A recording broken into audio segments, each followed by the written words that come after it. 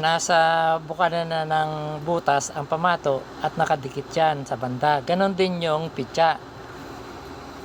May nag-text sa akin na bukod sa dalawang tirang ginawa ko diya sa pagpapahulog, ay kung may alam pa daw ako na ibang paraan na maalban para mapahulog yung pitsa na yan. So kita naman ninyo, ito yung isa pang pamamaraan. So nag-isip ako, parang ang hirap na para hanapan ko pa ng ganyang tira. Kaya ibinabalik ko sa inyo yung kasagutan yan. Hindi lang ako ang hahanap ng tirada pa, iba pang tirada bukod sa dalawang yan, kasama na ang mga viewers. Magbibigay ako ng 2,000 para sa Pinoy Poll Challenge, para sa mananalo sa makakagawa nun. Ilalagay ko sa bukana ng butas ang bato na nakadikit at yung pitsa ay didikit sa gitna ng banda.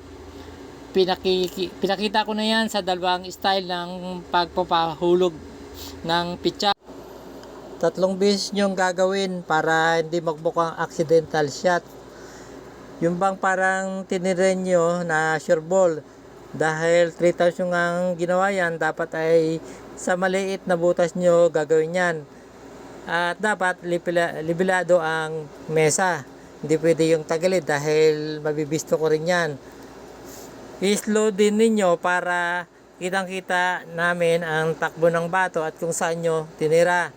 3 days ang ibibigay kong palugit para makita ng marami at marami rin ang makasali.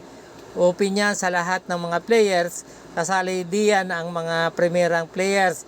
Iwan ko kung bakit ayaw nilang sumali sa mga pa-challenge kong katulad niyan. Sabi naman nila ay pagmanigim lang sila at hindi sila interesado na mag-isip sa mga gayang tira. Kung sasali kayo ay ipasa nyo na lang ang video sa messenger ko.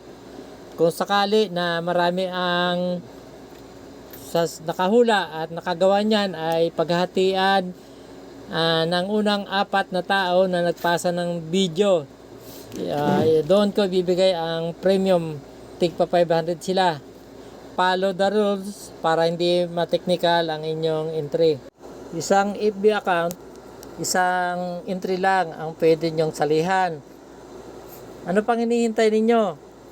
Hawakan nyo ng tako nyo at gawin nyo na ang tricks na yan. 3 tira nyo na lang yan at panalo na kayo. Sa May 10, 2025 ang final submission of entry, 5 PM Saturday.